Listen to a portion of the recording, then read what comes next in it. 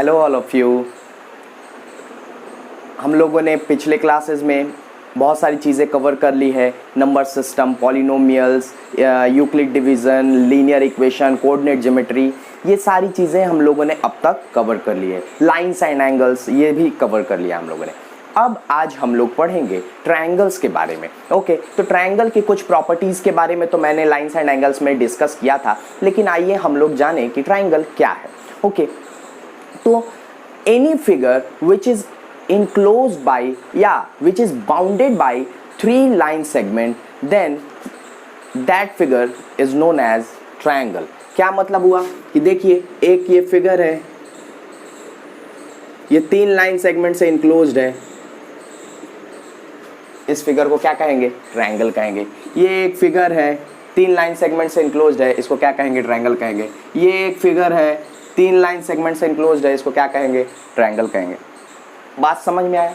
यानी कि कोई भी फिगर जो कि 3 लाइन से इनक्लोज्ड हो, bounded by 3 lines, then that figure is known as triangle. Okay, triangle को हम लोगों ने 2 पार्ट्स में डिवाइड किया। ओके, तो पहला पार्ट है बेस्ड ऑन साइड्स एंड दूसरा पार्ट है बेस्ड ऑन एंगल्स। यानी साइड के बेसिस पे और एंगल्स के बेसिस पे हम लोगों ने ट्रायंगल को 2 पार्ट में डिवाइड किया। ओके, तो साइड के बेसिस पे हम लोगों ने ट्रायंगल को 3 पार्ट में डिवाइड किया। क्या है भाई? स्केलेन, आइसोसेलेस और इक्विलैटरल। स्केलेन ट्रायंगल किसको कहेंगे? कि वैसा ट्रायंगल जिसका सभी साइड क्या हो? अनइक्वल हो। क्या बोला मैंने? सभी साइड क्या हो? अनइक्वल हो। ये एक ट्रायंगल है ABC, इसके सभी साइड क्या है? अनइक्वल है। इसकी मेजरमेंट कुछ और होगी, इसका लेंथ कुछ और होगा, इसका लेंथ कुछ और होगा, है ना? यानी कि यहाँ पे AB जो है नहीं बराबर है किसके? BC के, और ना ही AC के। यानी ये तीनों साइड आपस में इक्वल नहीं है, तो ऐसे ट्रायंगल को हम लोग कहेंगे स्केलेन ट्रायंगल। ओके, दूसरा आइसोसेलेस ट्रायंगल किसको कहेंगे? कि वैसा ट्रायंगल जिसके कोई भी 2 साइड क्या हो? इक्वल हो। जैसे सपोज मान लीजिए कि ये एक ट्रायंगल है PQR, ठीक है? PQ का लेंथ 5 सेंटीमीटर और QR का लेंथ भी 5 सेंटीमीटर और PR का लेंथ 6 सेंटीमीटर। Okay, 6 centimetre. तो इस ट्रायंगल को हम लोग कहेंगे आइसोसेलेस ट्रायंगल। क्यों? क्योंकि PQ और QR दोनों क्या है? बराबर है। यानी कि वैसा ट्रायंगल जिसके 2 साइड, सिर्फ 2 साइड इक्वल हो, उसको हम लोग आइसोसेलेस ट्रायंगल कहते हैं। ओके, ये बात क्लियरली समझ में आया? ठीक है, आइसोसेलेस ट्रायंगल की एक और प्रॉपर्टी होती है, जिस क्या होती है कि इक्वल साइड के अपोजिट एंगल होता है इक्वल। क्या मैंने बोला? कि इक्वल साइड के अपोजिट एंगल भी इक्वल होता है आइसोसेलेस ट्रायंगल के लिए। ठीक है, तो आइसोसेलेस ट्रायंगल के लिए यानी कि PQ के सामने वाला एंगल ये और QR के सामने वाला एंगल ये दोनों भी, यानी एंगल P और एंगल R भी बराबर होगा आइसोसेलेस ट्रायंगल में। ठीक है, इसकी प्रॉपर्टी है, इसको हम लोग प्रूव करेंगे। ठीक है, तब हम लोग कोई चीज पे कंक्लूजन निकालेंगे। तो ये प्रॉपर्टी है, तो चूंकि प्रॉपर्टी में बता रहा हूं तो बता दे रहा हूं। ठीक, नेक्स्ट आते हैं हम लोग इक्विलैटरल ट्रायंगल पे। इक्विलैटरल ट्रायंगल क्या है? वो वैसा ट्रायंगल जिसके तीनों साइड्स इक्वल हो। क्या है भाई? तीनों साइड्स क्या हो? इक्वल हो। ऐसे ट्रायंगल को हम लोग क्या कहेंगे?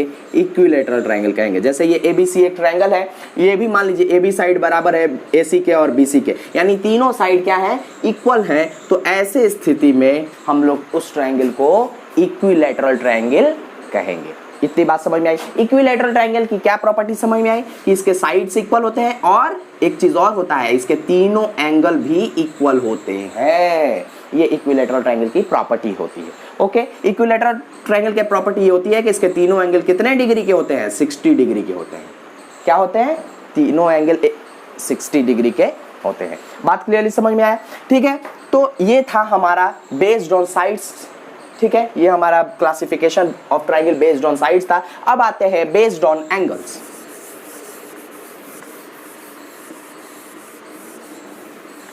एंगल के बेस पे भी हम लोगों ने 3 पार्ट में डिवाइड किया।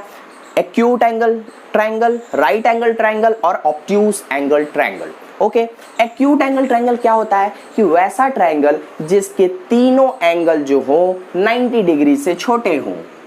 तीनों एंगल जो हो वो 90 डिग्री से छोटे हों। देख लीजिए ये एक ट्रायंगल है जिसमें ये एंगल, ये एंगल, ये एंगल, तीनों एंगल जो है वो 90 डिग्री से छोटा है। ऐसे ट्रायंगल को हम लोग कहेंगे क्या?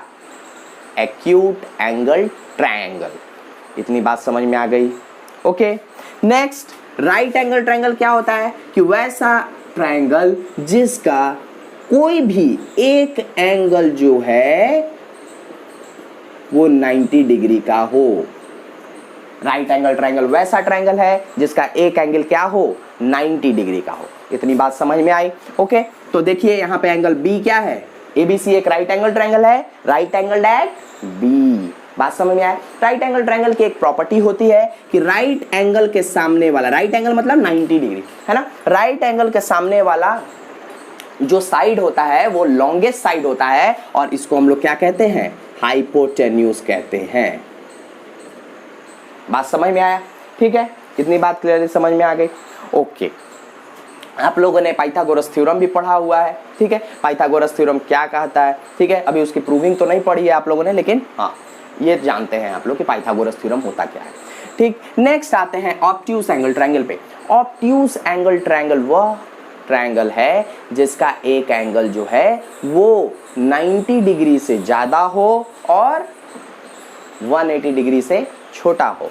क्या बोला मैंने कि एक एंगल जो है वो 90 डिग्री, ये वाला एंगल देखिए 90 डिग्री से ज्यादा है और 180 डिग्री से छोटा है। बात क्लियरली समझ में आ गया आप लोगों के? इतनी बात समझ में आई? यानी कि एक्यूट एंगल क्या होता है? एक एंगल जिसके तीनों एंगल 90 डिग्री से छोटे हो। दूसरा राइट एंगल ट्रायंगल क्या है? जिसका